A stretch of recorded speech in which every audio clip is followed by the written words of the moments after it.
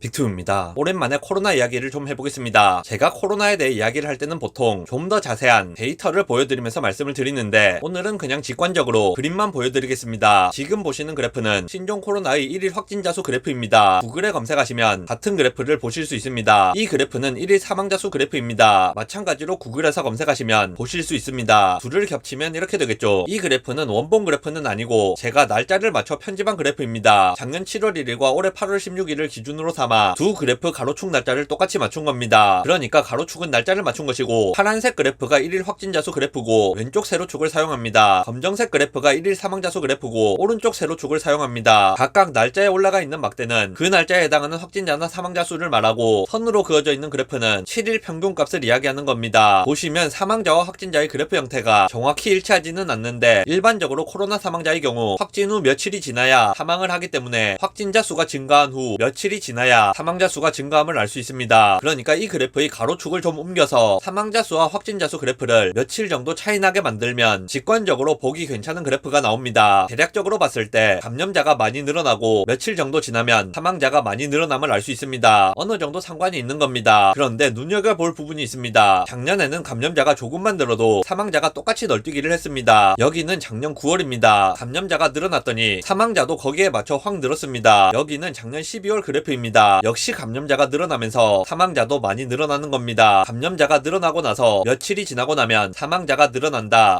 직관적입니다. 그런데 그 이후로는 감염자 수 그래프와 사망자 수 그래프가 맞지 않게 됩니다. 그 정도가 점점 심해져서 6월쯤 되면 감염자 수는 여전히 500명 이상을 유지하고 있는데 사망자 수는 오히려 감소하는 경우도 보입니다. 그 이후에 확진자 수가 폭발적으로 늘어서 1000명을 찍어도 사망자는 하루에 5명도 안 되는 경우가 있습니다. 다시 한번 말씀드리지만 이 그래프는 확진과 사망 사이에 며칠 정도 차이 나는 부분을 이미 반영한 겁니다. 12월에 1일 감염자 1000명을 찍었을 때는 1일 사망자가 40명까지 나왔었다는 점과 비교해보면 상당한 괴리가 있는 겁니다. 지금은 1일 확진자 수가 막 늘어나고 있는데도 사망자 수는 그만큼 늘어나지 않는 것처럼 보입니다. 확진자가 더 늘어나거나 지금 같은 상황이 유지가 된다면 사망자 수가 좀 더 늘어날 수는 있겠지만 그 이전과는 확실히 양상이 다른 겁니다. 이게 뭘 의미하느냐? 코로나에 감염 시 사망하는 사람의 비율이 줄어들고 있다는 것을 말하는 겁니다. 치명률이 떨어지고 있는 겁니다. 이 시점에 델타 변이가 확산되었기 때문에 델타 변이는 전파는 잘 되지만 치명률은 낮다. 이런 주장을 하는 분들도 있으신데 백신 접종이 이루어지는 시기와 델타 변이가 우세하게 된 시기가 겹치기 때문에 치명률이 떨어진 것이 백신 때문인지 델타 변이 때문인지 모르는 겁니다. 백신의 효과가 있다는 점은 명백하기 때문에 델타 변이만 떼놓고 보기가 어려운 겁니다.